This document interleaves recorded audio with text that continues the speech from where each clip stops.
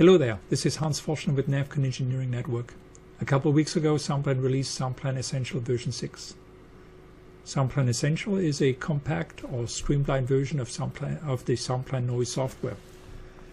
The development focus for SoundPLAN Essential is to deliver a simplified yet robust tool for noise modeling projects, including all essential functions and features. The new SoundPLAN Essential version 6 software introduces a redesigned graphical user interface that now uses ribbons instead of traditional pull-down menus, which improves the accessibility and ease of use. Additionally, new functionality have been added to further enhance the software overall workflow and usability. In today's video, I will primarily review the graphic user interface. Let's get started. So here we have the general SoundPLAN Essential workflow. We have at the very top the overview. We have the project where we describe the project. We set up the project types with either single or multiple variants, select standards, source combination, the assessments, coordinate system, and so forth.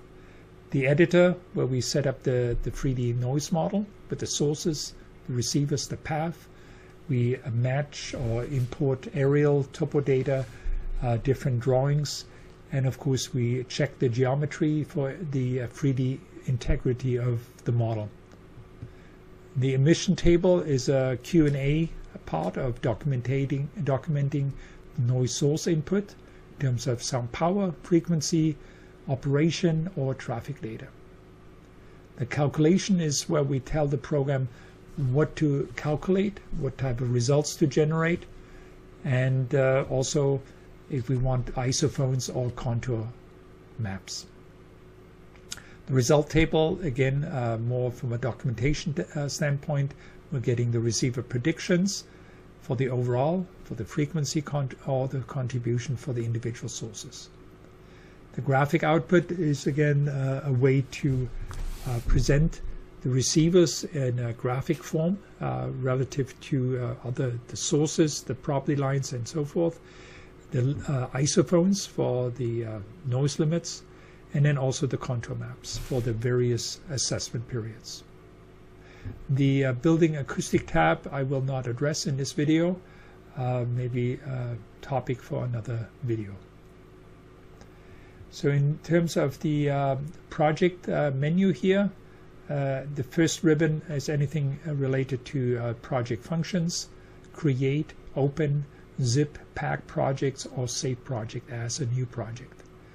We have everything in the next ribbon section, anything related to program settings like languages, threads, project directory, the different standards that are activated, and receiver defaults. Then we have the download of new versions and the SoundPLAN website as a link. And then finally, anything with to do with help, the PDF manual, SoundPLAN's Q&A documents like the ISO 9000 certifications, and the online help. On the left-hand side here in the project tab, all the project information, title, project number, consultant, engineers, and so on. On the right-hand side, the project types, single variant or variant without and with noise protection, and the different noise types and combinations. So here we have everything activated right now, and in terms of the combination, it actually only shows the industry in terms of the input. Down here on the bottom right, noise assessments, which are selected, the limits, and then also the coordinate system for the project. Next, in next tab is the editor. So here is where we develop the 3D model and describe the acoustic parameters of your sources, and where we want to calculate in terms of receivers or calculation area. In terms of the ribbons, the first section is all about saving the geometry, saving the input, undo any type of changes, we can undo that. The map object types, basically the coloring or visualization of different objects. how they are assigned, what kind of colors, or line types, point areas, and lines, of course. The next ribbon section is all about importing data, either DXF or shapefiles. The pin here is for Google Maps, and then after that the selection of bitmaps, and do you want to show a bitmap in the background or do not show a bitmap. So the bitmap selections, if you have multiple bitmaps, it will show you the available bitmaps with whatever labeling. The next ribbon section is all about the DGM, everything in brown colors. So the DGM calculation, and then use the DGM and show the DGM triangles. So again, turn on, turn off, and yeah, kind of use the DGM or turn off the DGM.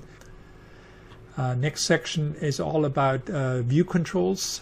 Check the 3D in either solid, kind of hidden line, hidden surface view, or in terms of a frame 3D view. We can center on an object, we can also change the angle input, and we can fit the model within the view area of the 3D view control. Next ribbon section is all about model objects, where we select what type of object we want to work on. The first one, line and text, is just for documentation or presentation view. The point line area sources, music stages, parking, road, and rail are all sources or source types. Depending on the selection that you have, certain sources may not show up, but here is like the different icons for that. We have buildings, that little building icon, and then noise barrier walls and berms, and then anything that has to do in terms of the ground definition, zoning, the DGM in terms of spot heights, elevation lines, and in terms of receivers, the calculation area or point receivers. Finally, in the ribbon, anything that's delete, where we can undo and then also delete objects that are selected, or select objects with different preferences, either all objects or just by object types. We can make parallel objects, duplicate, set objects on the ground, or change input direction. In terms of the overall view here on the left hand side, is always the object that we enter with tabular input. In this case, just the X, Y, and Z for polygon of a building. If it's an elevation line, it's the entire polygon of an elevation line or barrier or roads, with additional icons to calculate the traffic input or railroad input, or in terms of source levels, the spectral information and all that. On the right hand side, we have the graphic input that gives us a two-dimensional or kind of like site plan view of the information that we have in the model. In the emission table, we again see all the Q&A of the source inputs. So here in the ribbon, we can again save projects. We can edit the layout that we are changing here. We can print it, and we can also export whatever table is highlighted at this point. The other ribbon inputs are the sound power or sound intensity, either power in terms of a unit sound power, or in terms of sound intensity for line, the line meter, for areas, the square meter sound intensity. We can select the frequency weighting, is the spectral information A-weighted, C-weighted, or unweighted.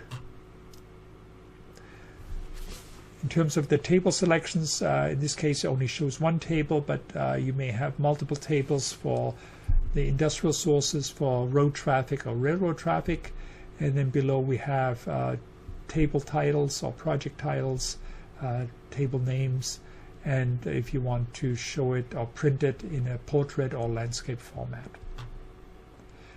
Here on the right hand side you see actually the table information, and here again we have different font types that we can change, and also select the different information that is documented. In terms of the calculation, the ribbons at the very top is to stop the calculation, start it, the logbook, and then also save global settings.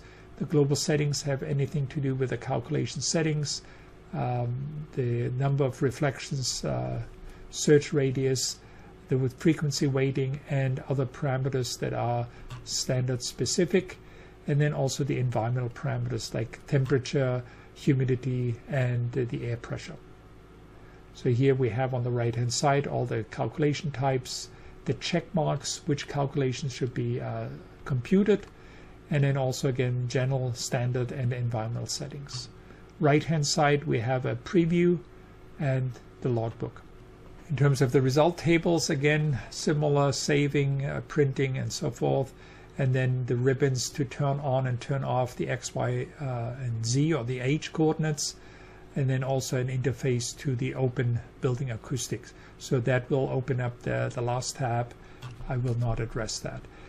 Here on the left hand side we see the result tables, so multiple tables where we can select between the sum levels. That's kind of what we see here. The contribution for each of the receivers for each of the sources, the spectral information, and the receiver list in terms of the industrial sources. Again, here on the left-hand side, the selection of the results, the contribution table and spectral information, and header information. Right-hand side is the actual information that is in the table. In the SoundPLAN graphics, again, we can save, print, and then also export the grid results or the contour lines. And we can also export and save the sheets, and save the graphics, and copy the graphics into a clipboard. Next ribbon is the object types. That's a little pencil. The sheet settings that we can change or reset, and the panhandle here, this little hand where we can change the viewport, zoom in, zoom out.